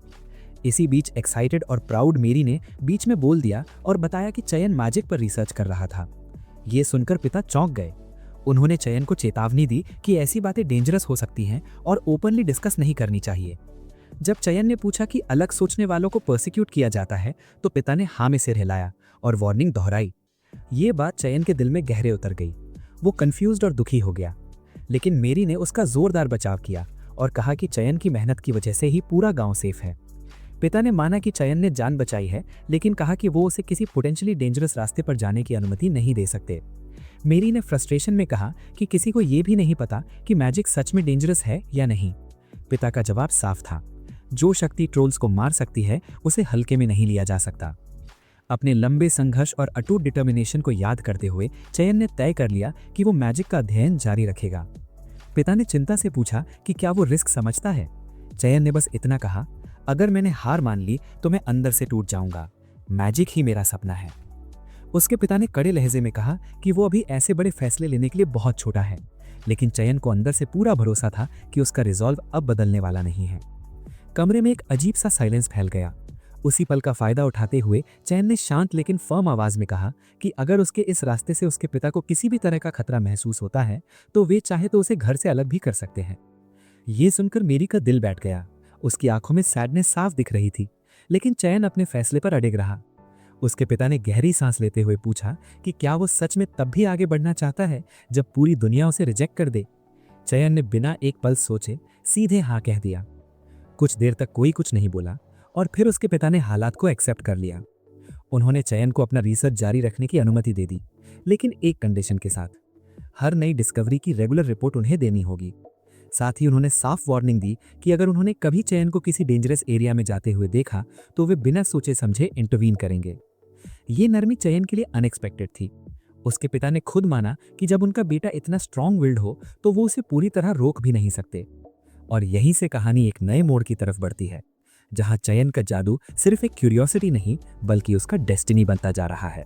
मैरी ने इस फैसले को दिल से एक्सेप्ट किया, जैसे उसे किसी उम्मीद की हरी झंडी मिल गई हो। थोड़ी देर बाद उनके पिता ने आंगन में लकड़ियों का ढेर जलाया और शाहीन से पूछा कि क्या ये लकड़ियां एक्सपेरिमेंट के लिए काफ़ी हैं। शाहीन ने हामी भरी और उसी पल उसने एक नया मैजिकल टेस्ट करने का मन बना लिया। उसने अपने हाथ में एनर्जी कॉन्सेंट्रेट की और धीरे धीरे फ्लेम्स की तरफ बढ़ा। जैसे ही जादुई ऊर्जा ने आग को छुआ, पूरा फ्लेम अचानक डीप ब्लू कलर में बदल गया। ये देखकर उसके पिता घबरा गए और तुरंत आग बुझा दी, क्योंकि उन्हें ये रिएक्शन बेहद डेंजरस लगा। मैरी भागते हुए अपने भाई के पास आई, उसका हाल पूछने लगी। शयन ने थोड़ा एक्साइटेड लेकिन सीरियस टोन में बताया कि उसने एक इम्पॉर्टेंट बात डिस्कवर की है। मैजिकल एनर्जी जब नेचुरल एनर्जी के साथ मिक्स होती है तो उसका बिहेवियर बदल जाता है। यही वजह थी कि आग का रंग बदल गया था। उसके पिता भले ही जादू को डायरेक्टली देख ना पा रहे हों, लेकिन उन्होंने साफ साफ वो चेंज देखा था और अब इनकार करने का उनके पास कोई रीज़न नहीं बचा था। मैरी को थोड़ी जेलसी सी महसूस हुई और उसने हल्के से कहा कि ये दोनों एक दूसरे को कितनी आसानी से समझ लेते हैं, जबकि उसे ये सब बिल्कुल कंफ्यूजिंग लगता है। शयन मुस्कुराया और उसे याद दिलाया कि मैजिक के जर्नी में सबसे पहला सपोर्ट उसी ने दिया था। और यहीं से पॉसिबिलिटीज से भरा उसका दिमाग इमेजिन करने लगा कि कैसे वो एक जायंट फायरबॉल समन कर रहा है। उसके पिता ने हंसते हुए कहा कि जब भी शयीन कोई नया मैजिकल एस्पेक्ट डिस्कवर करता है तो उसका एक्साइटमेंट ऐसे ही बाहर आ जाता है। एक्सपेरिमेंट्स बार बार चलते रहे। उनके पिता पास ही खड़े थे, रेडी टू इंटरवीन अगर कुछ गलत हो जाए। आखिरकार थकान हावी हुई तो उन्होंने आराम करने की सलाह दी। शयीन ने उन्हें धन्यवाद कहा। उसी समय रोज वहां पहुंची और क्यूरियस होकर पूछा कि क्या कोई नया मैजिक टेस्ट चल रहा है। जब उसे पूरी बात समझाई गई तो वो जेन्युइनली शॉक्ड थी। शयीन ने कहा कि वो बाद में उसे सब दिखाएगा, लेकिन अभी उसके पिता चाहते हैं कि मैजिक सिर्फ सुपरविजन में ही यूज हो। रोज ने उनके पिता की समझदारी की तारीफ की और कहा कि वो वाकई केयरिंग है। ट्रोल अटैक के दौरान रोज की काइंडनेस याद करते हुए शयीन ने उसका शुक्रिया अदा किया। उसने माना कि उस डरावने पल में रोज का साथ उसे इमोशनली संभाल गया था। फिर उसने मैरी की तरफ देखा जो पूरी लगन से प्रैक्टिस कर रही थी। शयीन को लगा कि रीसेंट घटनाओं ने उसे ज्यादा रिस्पॉन्सिबल बना दिया है, लेकिन उसे भरोसा था कि वो खुद को संभाल लेगी। रोज ने शयीन को याद दिलाया कि मैरी उस पर डिपेंड करती है और उसे उसके सपोर्ट की जरूरत है। उधर मैरी, जो अभी भी अंदर से शेकन थी, और भी ज्यादा डिटर्मिनेशन के साथ ट्रेनिंग में जुटी थी, खुद को हर पल पुश करती जा रही थी। इसी बीच शयीन ने अपनी मैजिकल एनर्जी पर किए गए ऑब्जर्वेशंस एक्सप्लेन करना शुरू किया। उसका पहला कंक्लूजन ये था कि जैसे जैसे एनर्जी की कॉन्सेंट्रेशन बढ़ती है, आग का साइज और इंटेंसिटी भी बढ़ जाती है। दूसरा कंक्लूजन तब सामने आया जब उसने अलग अलग हीट सोर्सेज के साथ एक्सपेरिमेंट किया और पाया कि एक्सट्रीम हीट में उसका हाथ जलने के कगार तक पहुंच गया था। तीसरा ऑब्जर्वेशन तब हुआ जब उसने नॉर्मल अमाउंट ऑफ एनर्जी के साथ आग को टच किया। ऐसे केसेस में नीली फ्लेम्स की जगह सिर्फ नॉर्मल फायर ही दिखाई दी। आखिरी डिस्कवरी में उसने पाया कि अगर उसका हाथ किसी मटेरियल से ढका हो, तब भी वो बिना उस कवर को नुकसान पहुंचाए आग को कलेक्ट और फ्लो कर सकता है। इन सब टेस्ट्स के बाद शयीन इस नतीजे पर पहुंचा कि उसकी पावर डेंजरस है और अभी इसका कोई प्रैक्टिकल यूज नहीं है। उसके पिता को ये एक्सपेरिमेंट्स फैसिनेटिंग लगे, लेकिन उनका मानना था कि फायर एलिमेंट को कंट्रोल करना बेहद मुश्किल होगा। शयीन को पूरा विश्वास था कि अगर वो एनर्जी को सीधे हाथ पर कॉन्सेंट्रेट करने के बजाय थोड़ी दूरी पर गैदर करना सीख ले तो कंट्रोल पॉसिबल है। तभी मैरी ने अचानक कहा कि वो भी ऐसा कर सकती है। शयीन चौंक गया और कुछ ही पल में रोज ने भी ये करके दिखा दिया। उन दोनों की कैपेबिलिटी देखकर शयीन जेन्युइनली इंप्रेस हो गया और उसने उन्हें एक्स्ट्रा ऑर्डिनरली टैलेंटेड माना। उनकी मदद से उसने बार बार एनर्जी को हैंड से अलग गैदर करने की कोशिश की। कई फेलियर्स के बाद आखिरकार वो एनर्जी को कलेक्ट करने और रिलीज करने में सक्सेसफुल हो गया। भले ही वो अंदर से थ्रिल्ड था, लेकिन उसके पिता अभी भी मैजिक को क्लियरली देख नहीं पा रहे थे। प्रूफ देने के इरादे से शयीन बाहर गया और एक लाइटर लेकर आया। नॉर्मल तरीके से जलाने के बजाय उसने अपने हाथ में मैजिक कॉन्सेंट्रेट की और लाइटर की ओर डायरेक्ट किया। उसी पल एक साफ सा फायरबॉल बना। ये सीन देखकर वहां मौजूद हर कोई एक्साइटेड हो गया। शयीन के लिए ये मोमेंट बेहद इमोशनल था। जिस मैजिक का सपना उसने अपने पिछले जीवन में देखा था, वो अब उसकी आंखों के सामने सच बन चुका था। उसने इस एनर्जी को फ्लेम नाम दिया। हालांकि उसने ये भी माना कि अभी वो इसे अटैक के लिए यूज नहीं कर सकता। कुछ समय बाद वो अपने पिता के साथ फसल काटने में लग गया। ट्रोल अटैक को 1 महीना हो चुका था। शयीन ट्रेनिंग करता रहा, लेकिन थकान साफ महसूस हो रही थी। उसे समझ आ गया था कि हर बार मैजिक यूज करने पर उसकी एनर्जी बहुत तेजी से ड्रेन हो जाती है। उधर मैरी भी नॉन स्टॉप ट्रेनिंग कर रही थी, यहाँ तक कि उसके हाथों में छाले पड़ गए। आखिरकार उसके पिता ने उसे आराम करने को कहा और समझाया कि ओवर ट्रेनिंग नुकसानदेह हो सकती है। शयीन ने भी उसे रोकने की कोशिश की, लेकिन उसने दोनों की बात इग्नोर कर दी। गुस्से में शयीन उस पर चिल्ला पड़ा। मैरी हर्ट हो गई और वहां से चली गई। उसके पिता ने शयीन को समझाया कि मैरी जिम्मेदारी के बोझ तले दब रही है और वक्त के साथ सब ठीक हो जाएगा। बाद में शयीन ने अपने पिता से लाइटनिंग के बारे में पूछा, लेकिन उस आदमी ने ऐसी किसी चीज के बारे में कभी सुना ही नहीं था। शयीन ने इसे इलेक्ट्रिसिटी से कंपेयर किया और सोचा कि शायद इस दुनिया में कोई क्रीचर या प्लांट ऐसा पावर जनरेट करता हो। उसे महसूस हुआ कि फायर बेस्ड एक्सपेरिमेंट्स अब लिमिट तक पहुंच गए हैं, इसलिए उसने एक नई डायरेक्शन में बढ़ने का फैसला किया। जब उसने ये बात अपने पिता से कही तो उन्होंने इस आइडिया को सीधे रिजेक्ट कर दिया, जिससे शयीन और ज्यादा डिसअपॉइंटेड हो गया। कुछ समय बाद उसके पिता ने अज़दिराक जाने का सजेशन दिया। शयीन ने मैरी से साथ चलने को कहा, लेकिन उसने मना कर दिया, ये कहते हुए कि उसे काम पूरा करना है। उसने उन्हें शुभकामनाएं दी, लेकिन उसका हर्ट प्राइड साफ झलक रहा था। ग्लास सिटी पहुंचकर शयीन अमस के पिता एक ब्लैकस्मिथ से मिले, जिसने लाइटनिंग ओर नामक पदार्थ के एग्जिस्टेंस की पुष्टि कर दी। जब उससे पूछा गया कि इसे हासिल कैसे किया जा सकता है, तो उस व्यक्ति ने साफ शब्दों में बताया कि इस मटेरियल को हैंडल करना बेहद मुश्किल है। ये रेयर नहीं है, लेकिन इसका वेट बहुत ज़्यादा है और इसके अंदर मौजूद अनस्टेबल एनर्जी की वजह से ट्रांसपोर्ट करना रिस्की हो जाता है। ये सुनकर चैन और भी क्यूरियस हो गया और मन ही मन सोचने लगा कि आखिर कोई बिजली पैदा करने वाली धातु को सेफली एक जगह से दूसरी जगह कैसे ले जा सकता है। इसके बाद उसने लोहार से उन पेड़ों के बारे में भी पूछा जिनसे चिपचिपा सफ़ेद रस निकलता है, लेकिन उसे पता चला कि इस रीजन में ऐसे कोई प्लांट्स नहीं हैं। तभी चैन को समझ आया कि यहाँ रबर ट्रीज जैसी कोई चीज़ मौजूद ही नहीं है। दूसरा पॉसिबल इंसुलेटर जो उसके दिमाग में आया वो था ग्लास। हालांकि वो उसकी ड्यूरेबिलिटी को लेकर श्योर नहीं था, उसने लोहार से पूछा कि क्या उसके पास पत्थर जैसा मजबूत कांच है। उसकी डिस्क्रिप्शन सुनते ही उस आदमी ने उसे एक चीज़ दिखाई जिसे वो पेपर क्रिस्टल कहता था। ये क्रिस्टल बिल्कुल चैन की ज़रूरत के हिसाब से था। जैसे ही उसने इसे टच किया, उसे महसूस हुआ कि ये इलेक्ट्रिसिटी को ब्लॉक करने में सक्षम है। हालांकि अभी उसे ये नहीं पता था कि इसे शेप कैसे दिया जाए या मॉडिफाई कैसे किया जाए। लोहार लड़के की इतनी अलग और अनयूजुअल थिंकिंग देखकर हैरान रह गया, लेकिन चैन के पिता ने मुस्कुराते हुए कहा कि उनका बेटा कभी भी नॉर्मल बच्चों की तरह नहीं सोचता। तभी चैन ने पूछा कि क्या इससे बड़ा पीस भी मिल सकता है। लोहार ने उसे ट्रेडिंग डिस्ट्रिक्ट का पता बताया और कहा कि वहाँ 4000 गोल्ड कॉइन्स में एक बड़ा टुकड़ा मिल सकता है। कीमत सुनते ही चैन शॉक में आ गया, क्योंकि इतनी रकम में तो एक फैमिली आराम से लग्जरी लाइफ जी सकती थी। फिर भी उसके पिता ने बिना एक पल गवाए जिले में जाकर उसे खरीदने का फैसला कर लिया। जब चैन ने हैरानी से पूछा कि क्या वो सच में इसे खरीदना चाहते हैं, तो उनके पिता ने बिल्कुल कामली हाँ कह दिया।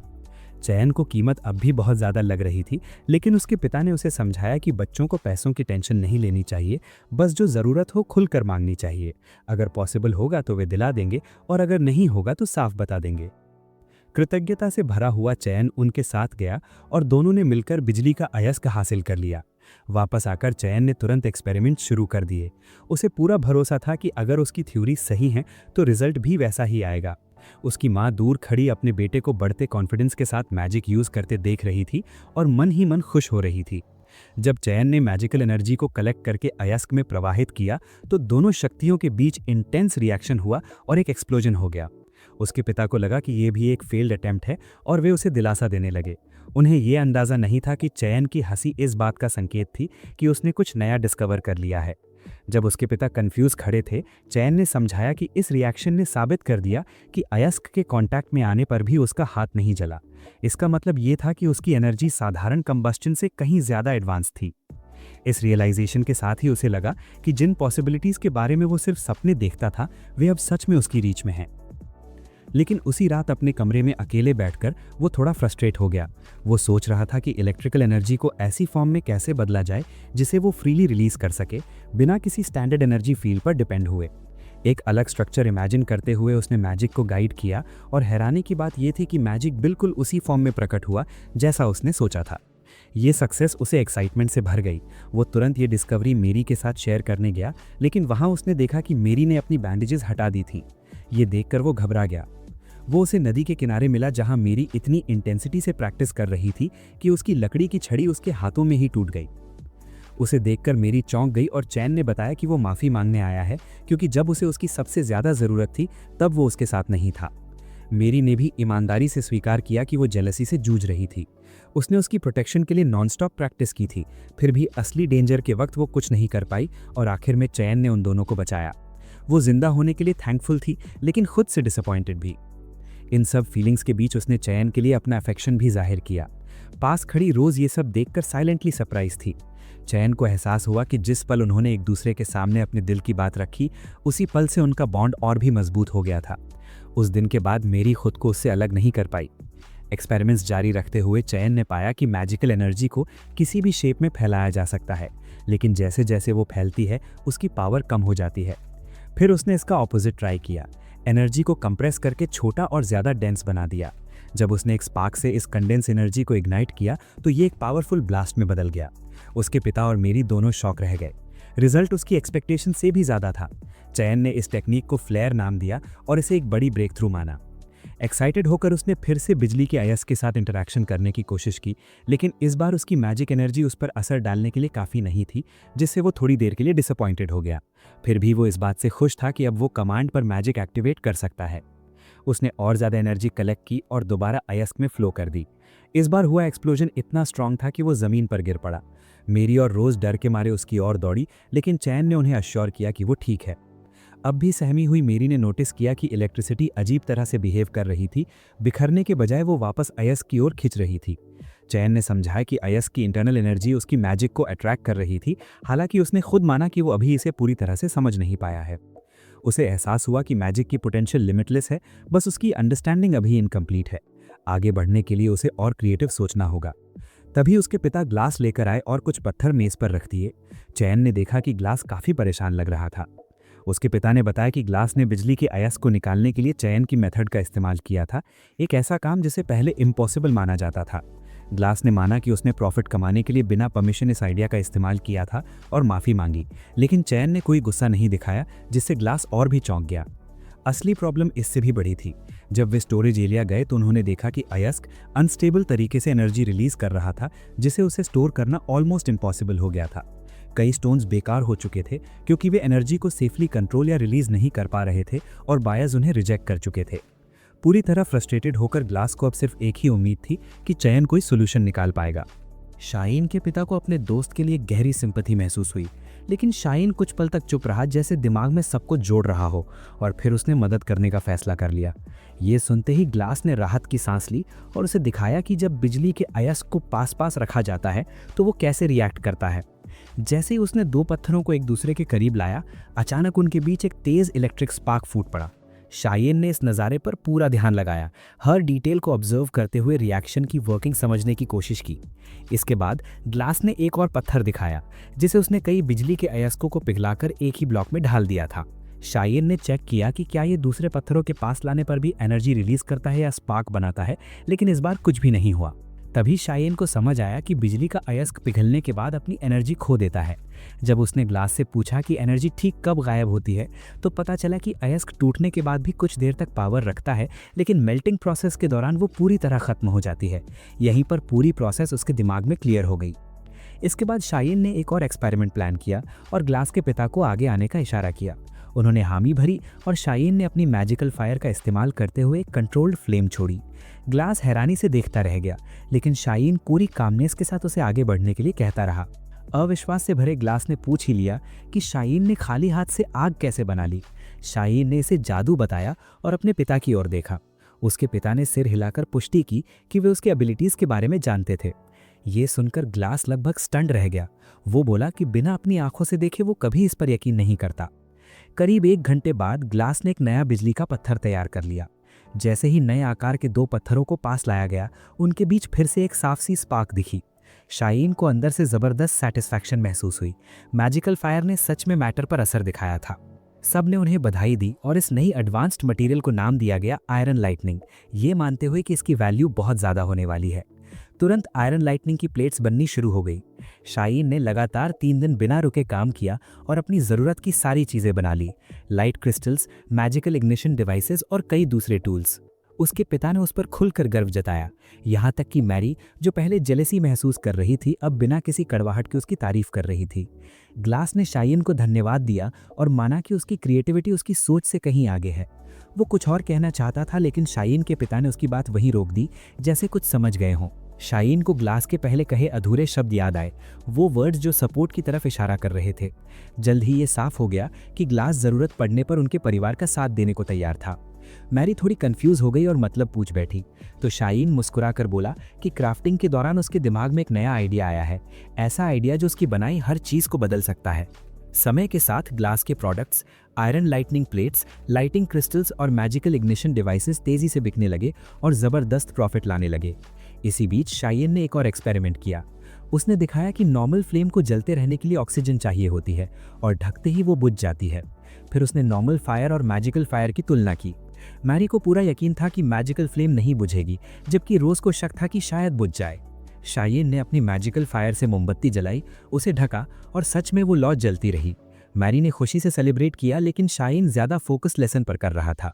इसका मतलब साफ था, मैजिकल फायर ऑक्सीजन पर डिपेंड नहीं करती और यही उसे नेचुरल फायर से फंडामेंटली अलग बनाता है। तभी उसके दिमाग में एक नया थॉट आया। उसने एक फ्लेम छोड़ी और मैरी से कहा कि वो अपनी मैजिकल एनर्जी उसकी तरफ डायरेक्ट करे। दोनों एनर्जीज के टकराते ही जोरदार एक्सप्लोजन हुआ और मैरी ज़मीन पर गिर पड़ी। शायन तुरंत उसके पास पहुंचा और जब मैरी ने बताया कि वो ठीक है, तब जाकर उसे चैन मिला। उसने मन ही मन माना कि उसे बस एक तेज़ फ्लेम की उम्मीद थी, इतना बड़ा ब्लास्ट नहीं। वजह समझने के लिए वो सीरियसली एनालिसिस करने लगा। काफ़ी सोचने के बाद उसने फिर बिजली के अयस्क पर एनर्जी फ्लो करके टेस्ट किया, लेकिन इस बार एक्सप्लोजन नहीं हुआ। यही मिसिंग फैक्टर सामने आ गया और आखिरकार थ्योरी क्लियर हो गई। रोज़ जो सब देख रही थी, जादू की नेचर पर ही सवाल उठाने लगी।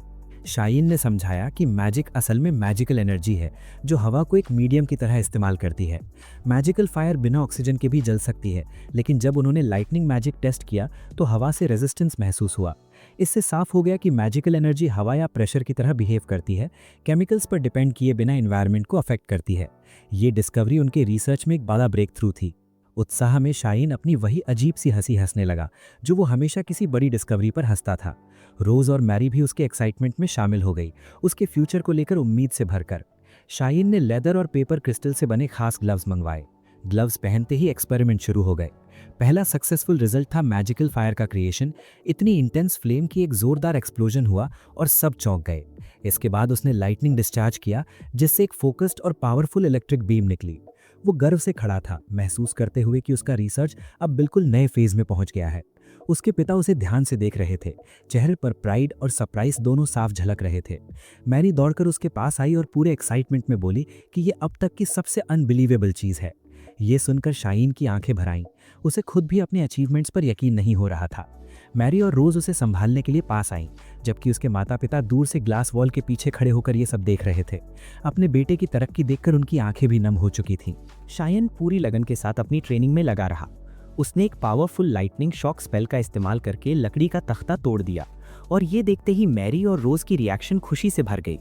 हल्की मुस्कान के साथ उसने उन्हें याद दिलाया कि ये इम्प्रूवमेंट धीरे धीरे स्पेल के साथ अकस्टम होने की वजह से आई है। इसके बाद उसने दिल से उन दोनों को उनके कांस्टेंट सपोर्ट के लिए धन्यवाद कहा। थोड़ी देर बाद उसका ध्यान एक नई टेक्निक पर गया जिसे उसने कॉम्पोजिट मैजिका नाम दिया। ये तरीका दो मैजिकल एलिमेंट्स को कंबाइन करके मैजिकल एनर्जी को ज़्यादा एम्पलीफाई और फोकस करने पर बेस्ड था। उसका मानना था कि इससे स्पेल्स की पावर और इम्पैक्ट दोनों बढ़ेंगे, लेकिन कई बार ट्राई करने के बावजूद कुछ स्पेसिफिक एनर्जीज को मिलाने पर कोई क्लियर रिजल्ट नहीं मिला। फिर भी उसका डिटर्मिनेशन बिल्कुल नहीं डगमगाया। उसने एक नया आइडिया सोचा और एक और एक्सपेरिमेंट करने के लिए नदी के किनारे पहुंच गया। वहां उसने एक स्पेशल स्पेल को बार बार रिपीट किया, लेकिन हर बार फेलियर ही मिली। लगातार फेलियर्स ने उसे थोड़ा फ्रस्ट्रेट कर दिया था और मैरी और रोज समझने की कोशिश कर रही थी कि आखिर वो अचीव क्या करना चाहता है।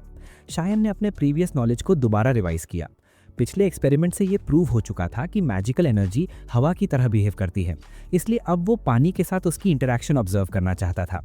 लेकिन जब उसने अपनी मैजिकल पावर नदी की तरफ डायरेक्ट की तो कुछ भी नहीं हुआ। फायर और लाइटनिंग के उलट पानी ने कोई डायरेक्ट रिएक्शन नहीं दिखाई। उसने टेक्निकल डिटेल्स एक्सप्लेन करना शुरू किया और दोनों लड़कियां उसकी साइंटिफिक बातें सुनते सुनते पूरी तरह खो गईं।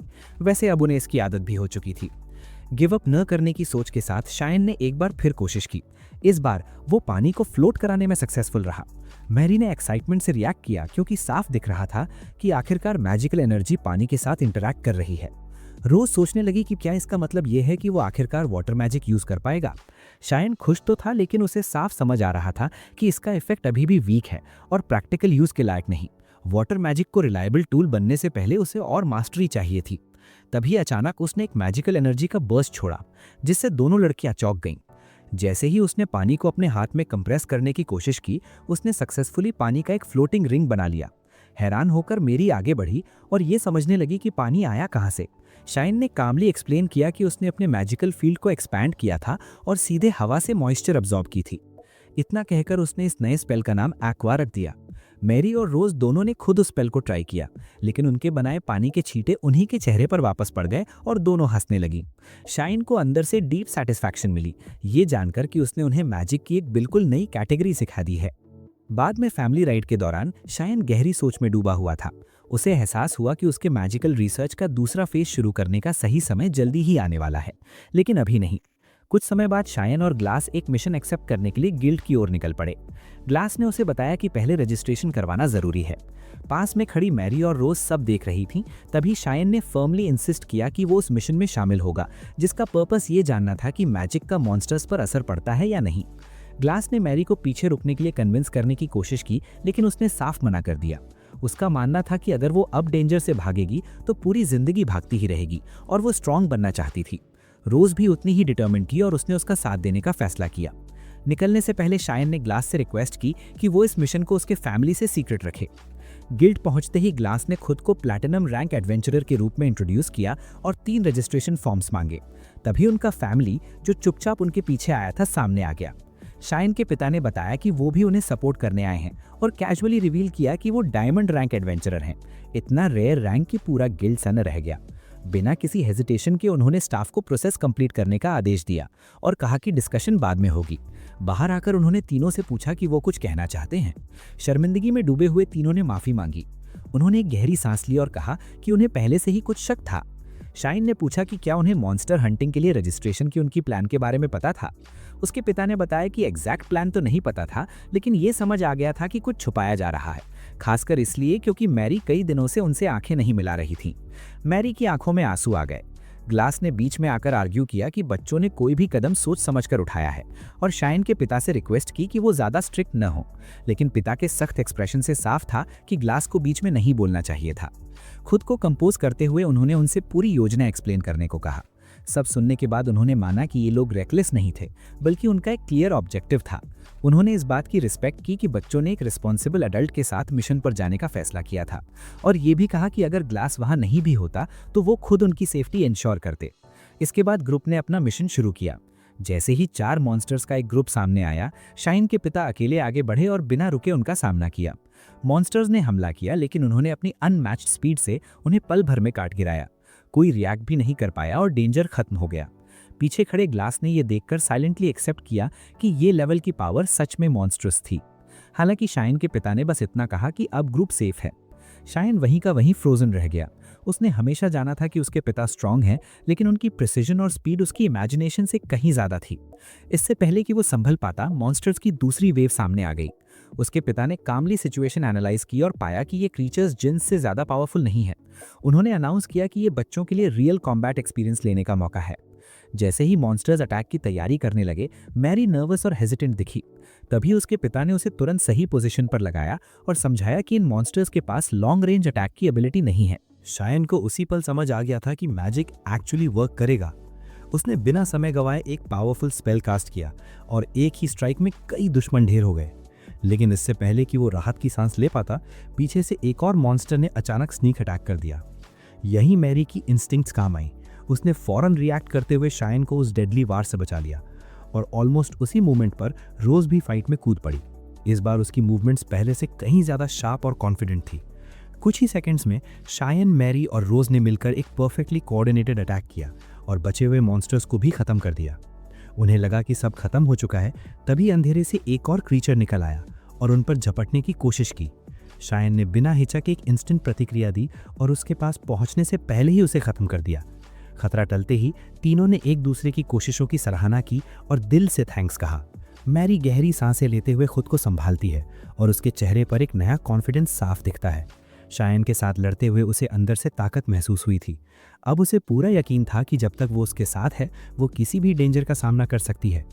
उसी पल शाइन को भी एहसास होता है कि उनका रिश्ता सिर्फ ब्लड रिलेशन तक सीमित नहीं है। कुछ भी हो जाए, मैरी हमेशा इस दुनिया में उसकी one and only big sister रहेगी। थोड़ी देर बाद उनके पिता वहां पहुंचते हैं और उनके प्रदर्शन की खुलकर तारीफ करते हैं, खासकर बैटल में उनके परफेक्ट कोऑर्डिनेशन की। फिर वो अनाउंस करते हैं कि अगला फाइट भी वो लोग खुद लड़ेंगे, क्योंकि ये रियल कॉम्बैट एक्सपीरियंस पाने का सबसे अच्छा मौका है। वो आसपास मॉन्स्टर्स की बढ़ती एक्टिविटी की ओर इशारा करते हैं और आगे बढ़ने के लिए मोटिवेट करते हैं। शाइन अभी भी यही सोच रहा होता है कि उसके पिता इतनी इंसेन स्पीड कैसे मेंटेन कर पा रहे हैं, लेकिन सोचने का मौका ही नहीं मिलता क्योंकि वो एक और बैटल में फंस जाते हैं। इस बार दोनों साइड्स पूरी ताकत झोंक देती हैं। जीत के बाद थकान अचानक हावी हो जाती है। मैरी लगभग बेहोशी की हालत में मान लेती है कि अब वो और आगे नहीं बढ़ सकती। उनके पिता एक बार फिर उनके एफर्ट्स की सराहना करते हैं। ग्लास हंसते हुए कहता है कि उसे तो ऐसा लग रहा है जैसे उसने कुछ खास किया ही नहीं। शाइन भी ऑनेस्टली मानता है कि बैटल में अपने पिता के लेवल तक पहुंचना ऑलमोस्ट इम्पॉसिबल है। आराम करते हुए शाइन की नज़र पास की एक अंधेरी केव पर पड़ती है और अजीब सी क्यूरियोसिटी उसे उसके अंदर जाने के लिए खींचने लगती है। मैरी और रोज थोड़ी हेजिटेंट होती हैं, लेकिन अनईजी फीलिंग के बावजूद उसके पीछे चल देती हैं। अंदर का माहौल भारी और अनकंफर्टेबल था और डार्कनेस के बीच एक स्ट्रेंज ऑप्रेसिव ऑरा फैली हुई थी। तभी उन्हें कुछ अनएक्सपेक्टेड दिखता है, एक पिंजरे में बंद एक फेरी। शाइन उसे छुड़ाने के लिए आगे बढ़ता है, लेकिन फेरी घबरा जाती है और भागने की कोशिश करती है। उसकी रिएक्शन देखकर मैरी और रोज भी कंफ्यूज हो जाती हैं कि उसका इंटेंशन क्या है। शायन को लगता है कि उसे आज़ाद करना ही सही फैसला है और दोनों लड़कियां तुरंत अग्री कर जाती हैं। वो बहुत सावधानी से केज खोलता है। फेरी एक पल के लिए स्टन सी खड़ी रहती है, जैसे उसे यकीन ही नहीं हो रहा हो कि वो सच में फ्री है। फिर वो बाहर निकलती है और उड़ते उड़ते दूर कहीं गायब हो जाती है। तीनों उसे यूं उड़ते देखकर हैरान रह जाते हैं। उन्होंने पहले कभी किसी क्रीचर को ऐसे उड़ते नहीं देखा था। एक क्वाइट सेटिस्फैक्शन के साथ वो अपने कैंप लौटते हैं, जहां शायन के पिता टेंस खड़े मिलते हैं, जैसे किसी अनहोनी की आशंका हो। शायन की माँ भी लौट चुकी होती है, शांत लेकिन काफ़ी सीरियस। जैसे ही वो सामने बैठती हैं, शायन और मैरी दोनों फ्रीज हो जाते हैं, मानो डांट पड़ने वाली हो। वो कामली कहती हैं कि उन्हें शुरू से पता था कि ये लोग मॉन्स्टर हंटिंग पर जा रहे हैं, क्योंकि उनके पिता ने जाने से पहले सब बता दिया था। शायन सरप्राइज होकर पूछता है कि फिर वो पहले गुस्सा क्यों थी। वो बताती हैं कि उन्होंने अपने पति को बैटल से घायल होकर बहुत कम लौटते देखा है, और उनके नेचर को जानते हुए उन्हें डर था कि वो लड़ाई में खुद पर कंट्रोल खो सकते हैं। बाद में शायन अकेले ही गॉब्लिन्स के एक और ग्रुप से टकराता है और इस मौके का इस्तेमाल अपने नए स्पेल को टेस्ट करने के लिए करता है। वो बहुत सारी हवा इकट्ठा करता है, उसे एक मैजिकल आर्मर में रैप करता है और प्रेशर को लिमिट तक बढ़ाता है। नतीजा एक वायलेंट स्टॉर्म जो गॉब्लिन्स को ज़मीन पर पटक देता है। स्पेल की सक्सेस से वह एक्साइटेड होता है, हालांकि टाइम लगने से थोड़ा डिसअपॉइंटेड भी। फिर भी वो मानता है कि ये स्पेल डायरेक्ट कॉम्बैट के लिए नहीं बना था। कुछ समय बाद शहर में घूमते हुए शायन हर चीज़ को सस्पिशियस नज़रों से देखने लगता है। रोज़ उसके फोकस्ड एक्सप्रेशन को नोटिस करती है और कुछ पूछती है, लेकिन वो इग्नोर कर देता है। अंदर ही अंदर वो सोच रहा होता है कि उसे अब तक किसी और में रोज़ जैसी मैजिकल ऑरा क्यों नहीं महसूस हुई। तीनों बात ही कर रहे होते हैं कि उन्हें शहर के आसपास मॉन्स्टर्स की असामान्य रूप से बढ़ती संख्या दिखती है। मैरी घबरा जाती है और ग्लास से मिलने का सुझाव देती है। शायन सबके साथ ग्लास की वर्कशॉप पहुंचता है, जहां ग्लास उन्हें वार्मली वेलकम करता है और रिलैक्स करने को कहता है, क्योंकि उस दिन कस्टमर्स बहुत कम थे। जब चायन मेटल वर्क में मदद की पेशकश करता है तो ग्लास मना कर देता है और उसे आराम करने को कहता है। थोड़ी देर बाद ग्लास लेदर और पेपर क्रिस्टल से बने नए ग्लव्स लाता है। चायन खुश होकर पूछता है कि ये इतनी जल्दी कैसे बन गए। ग्लास हंसते हुए बताता है कि चायन पुराने ग्लव्स बहुत जल्दी खराब कर देता था, जो इस बात का सबूत है कि वो कितना स्ट्रांग और अजाइल हो चुका है। बातचीत के दौरान ग्लास ये भी नोटिस करता है कि ये ग्रुप अपने दम पर काफ़ी प्रोग्रेस कर चुका है।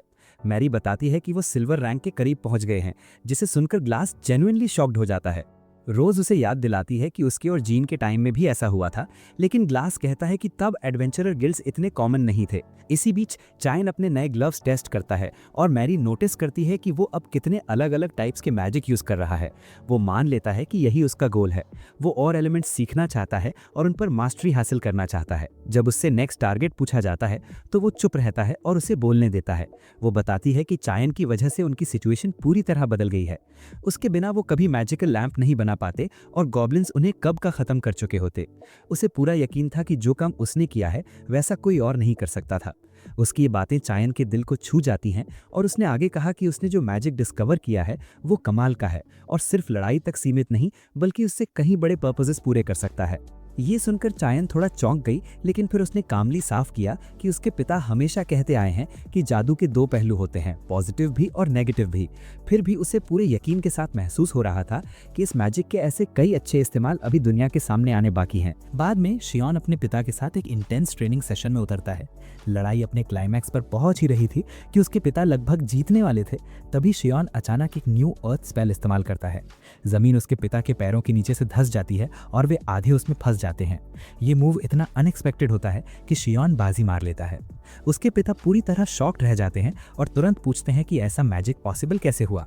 शियोन कामली समझाता है कि उसमें मिट्टी के अंदर हवा भरकर उसका प्रेशर बढ़ा दिया था, जिससे जमीन कोलैप्स हो गई। लेकिन साथ ही वो ये भी मान लेता है कि इस तरह का स्पेल कास्ट करना फिजिकली बहुत एग्जॉस्टिंग है और उसे अपनी स्टैमिना और एंड्योरेंस अभी और बढ़ानी होगी। उसके पिता हंसते हैं और कहते हैं कि बिगिनर्स के लिए ऐसी प्रॉब्लम बिल्कुल नॉर्मल है और उसकी ग्रोथ सच में इंप्रेसिव है, यहाँ तक कि उनके लिए भी सरप्राइजिंग। शियोन सहमत होता है, लेकिन ये भी मानता है कि मैजिक हर बार वैसा काम नहीं करता जैसा हम चाहते हैं। वो हवा के जादू से उड़ने की अपनी इच्छा जाहिर करता है, जिस पर उसके पिता फिर से हंस पड़ते हैं और उस सपने की तुलना बर्ड्स की फ्रीडम से कर देते हैं। इतने में मेरी वहाँ पहुँचती है और ट्रेनिंग में अपनी टर्न मांगती है। अपने पिता के साथ उसकी फाइट भी उतनी ही फियर्स होती है और शियोन नोटिस करता है कि उसने कितनी प्रोग्रेस की है। उसकी एज के हिसाब से उसकी स्पीड और स्वॉर्ड स्किल्स कमाल की थी, लेकिन उसकी इंपल्सिव नेचर उसकी सबसे बड़ी कमजोरी बन जाती है और इसी वजह से उसके पिता उसे हरा देते हैं। हारते ही मेरी फ्रस्ट्रेशन में बैठ जाती है और ऑलमोस्ट रोते हुए कहती है कि वो कभी जीत नहीं पाएगी और शियोन हमेशा उसे आगे रहेगा। उनके पिता उसे कामली कंसोल करते हैं और भरोसा दिलाते हैं कि एक दिन वही शियोन को हराएगी। ये सुनकर उसका मूड थोड़ा बेहतर होता है और वो फिर से प्रैक्टिस में लग जाती है। क्यूरियोसिटी में शियोन अपने पिता से मेरी की एबिलिटीज के बारे में पूछता है। उसके पिता बताते हैं कि वो अपनी एज के हिसाब से एक्स्ट्राऑर्डिनरी है। उसकी फिजिकल स्ट्रेंथ किसी ट्रेन्ड वॉरियर जैसी है और इतनी छोटी उम्र में भी उसमें एक रेयर टैलेंट है जो उसे बाकी लोगों से अलग बनाता है। बाद में शियोन और मेरी की मुलाकात रोज से होती है, जो वर्कर्स की कमी के कारण उनसे हेल्प मांगने में हेजिटेट कर रही थी। मेरी उसे भरोसा दिलाती है कि फ्रेंड्स एक दूसरे का साथ देते हैं और शियोन पूछता है कि किस तरह की हेल्प चाहिए। रोज बताती है कि उसे इंसेक्ट्स हटाने में मदद चाहिए। शियोन ये काम आसानी से कर लेता है, जबकि मेरी को थोड़ी दिक्कत होती है। फिर भी पूरा माहौल लाइट हार्टेड और लाफ्टर से भरा रहता है। दिन खत्म होते होते मेरी मान लेती है कि वो बहुत थक चुकी है और थोड़ा डिसअपॉइंटेड भी है, क्योंकि उसे लग रहा था कि वो ज़्यादा इंसेक्ट्स नहीं हटा पाई। फिर भी वो खुद से प्रॉमिस करती है कि अगली बार और मेहनत करेगी। शियोन उसे भरोसा दिलाता है कि वो फिर से उसकी मदद करेगा और मेरी भी वादा करती है कि अगली बार और बेहतर करेगी। अचानक आसमान में डार्क क्लाउड्स छा जाते हैं और लोग आने वाली बारिश से बचने के लिए शेल्टर ढूंढने लगते हैं। तभी मेरी अचानक बेहोश होकर गिर पड़ती है। शियोन घबराकर उसके पास दौड़ता है, लेकिन वो बिल्कुल भी रिस्पॉन्ड नहीं कर रही होती। शियोन और रोज पैनिक में आ जाते हैं और तुरंत उसे घर ले जाते हैं। घर पहुंचकर शियोन उसका टेम्परेचर चेक करता है और ये देखकर शॉक हो जाता है कि उसका शरीर असामान्य रूप से ठंडा है। थोड़ी देर बाद उनके पेरेंट्स भी लौट आते हैं और माहौल पूरी तरह टेंस हो जाता है। कुछ समय बाद मेरी की आंखें खुलती हैं, लेकिन उसमें न अलर्टनेस होती है न ही ताकत। रोज अंदाजा लगाती है कि ये लेथार्जी डिजीज हो सकती है। शियोन के पिता बताते हैं कि ये हाल ही में एस्टेरिया में फैल रही बीमारी है, जिसमें लोग चलते चलते गिर जाते हैं और होश में आने के बाद भी बिल्कुल सुस्त हो जाते हैं। ये सुनकर शियोन पूरी तरह नम हो जाता है। उसकी माँ पूछती है कि क्या मेरी जल्दी ठीक हो जाएगी, लेकिन रोज समझाती है कि इस बीमारी के बारे में बहुत कम जानकारी है और अब तक कोई भी इससे पूरी तरह बच नहीं पाया है।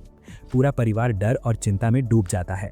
आखिरकार शियोन के पिता फैसला करते हैं कि मेरी को एस्टेरिया के एक हीलर के पास ले जाया जाएगा और शियोन को उसकी माँ के साथ घर पर रहने को कहते हैं। लेकिन शियोन साफ इनकार कर देता है। उसका कहना होता है कि उसके बिना मेरी की प्रोटेक्शन मुश्किल होगी और उसे साथ जाना ही होगा। थोड़ी हेजिटेशन के बाद उसके पिता मान जाते हैं और वे निकल पड़ते हैं।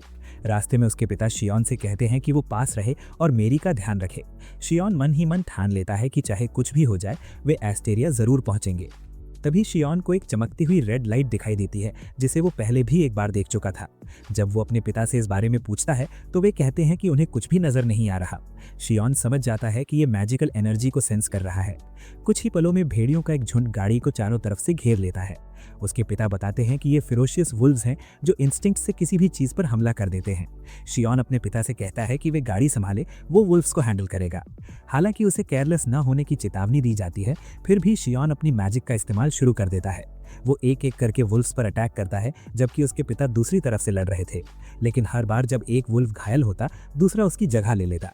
जैसे ही शियोन कोई स्ट्रैटेजी सोचने लगता, वुल्व्स अचानक भाग जाते हैं और जंगल में गायब हो जाते हैं।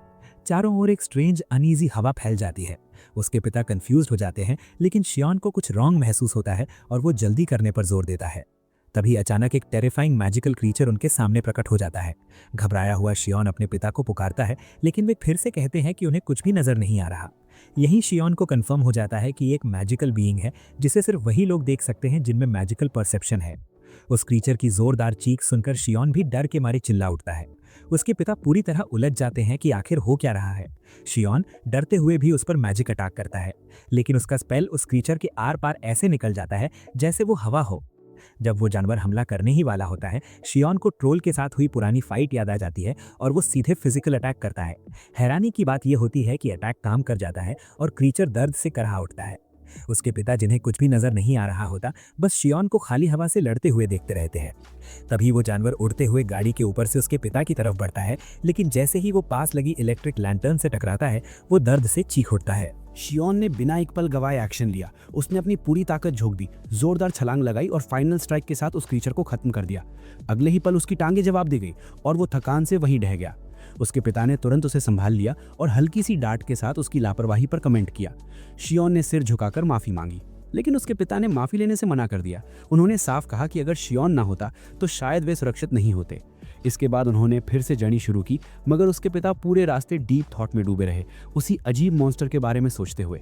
जब शियोन ने पूछा कि क्या उन्हें वो प्राणी दिखा था, तो उन्होंने बताया कि उन्होंने उसे सिर्फ तभी देखा जब वो बिल्कुल सामने आ गया था। शियोन ने लालटेन की तरफ देखा और उसी पल उसे समझ आ गया कि उसी लाइट की वजह से उसके पिता उस राक्षस को देख पाए थे।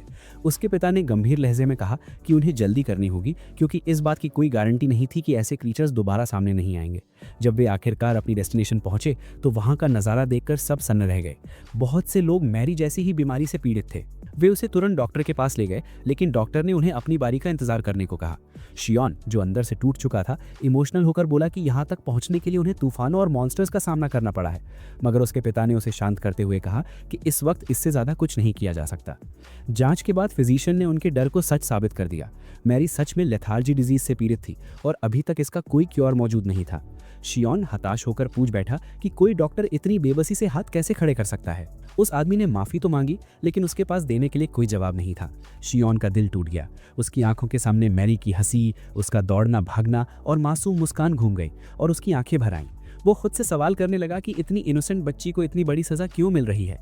अगले दिन उन्होंने मैरी के लिए एस्टेरिया में एक सेफ जगह का इंतजाम किया, जब तक कि इलाज की कोई उम्मीद नजर न आए। ये जगह ग्लास की थी। वो इसे स्टोरेज के लिए इस्तेमाल करने वाला था, लेकिन हालात समझते ही उसने बिना सोचे समझे जगह देने की पेशकश कर दी। शियोन के परिवार ने उसका धन्यवाद किया।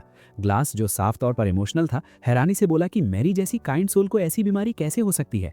उसके शब्द मैरी के माता पिता के दिल में चुभ गए और उन्होंने तुरंत माफ़ी मांगते हुए कहा कि वे इस जगह को अपना ही घर समझें। कुछ समय बाद रोज़ मैरी का हाल पूछने आई। मैरी गहरी नींद में बेसुध पड़ी थी। शियोन उसके पास बैठ गया और धीरे धीरे उससे बात करने लगा, शायद वो सुन ले। तभी उसके पिता आए और बोले कि कोई उससे मिलना चाहता है। शियोन ने सोचा कि शायद कोई और डॉक्टर होगा और उसने इस बात को नज़रअंदाज कर दिया, लेकिन उसके पिता ने उसे समझाया और 4 दिन पहले मारे गए मैजिकल मॉन्स्टर की याद दिलाई।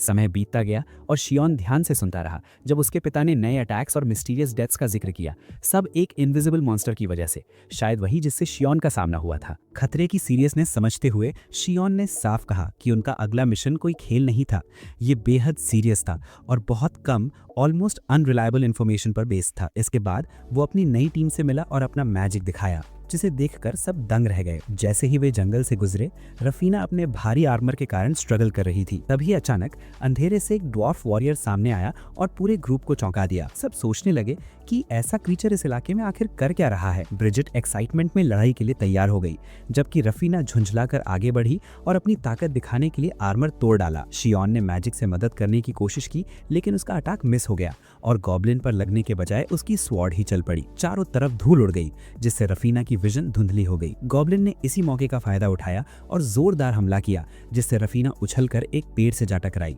वो उसे खत्म करने ही वाला था, तभी शियोन ने डिसाइसिव स्पेल के साथ बीच में दखल दिया। रफीना ने खुद को संभाला, आगे बढ़ी और उस क्रीचर को खत्म करने के लिए उस पर पत्थरों की बारिश कर दी। उसकी उग्रता देखकर शियोन चौंक गया। उसने पूछा कि क्या उसने कभी ऐसा जिन देखा है। रफीना ने माना कि उसने सिर्फ नॉर्मल जिन्स ही देखे थे। उसी पल शियोन को एहसास हुआ कि टीम कहीं ना कहीं मिशन के असली पर्पस से भटक रही है। और इसी के साथ ये पार्ट यहीं खत्म होता है। अगर स्टोरी आपको पसंद आई हो तो लाइक जरूर करना और चैनल को सब्सक्राइब करना मत भूलना। फिर मिलेंगे नेक्स्ट पार्ट में, तब तक के लिए गुड बाय।